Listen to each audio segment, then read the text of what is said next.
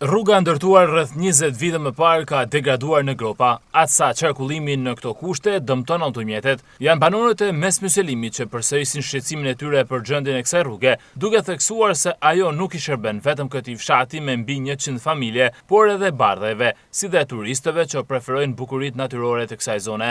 Gjendja e kësaj rrugë që është katastrofike. Kërkesa jona është që një rrugë me marmosat urgjente që nuk e bën më hiç. Nuk e bën më hiç se kja ka shku në katastrofë. Një rrugë ka prefërsisht 20 vjetë që nuk ka shtru. Edhe para 20 vjetë nuk ka investu bashkia, po bën ka pëtënore rrugë për integrim.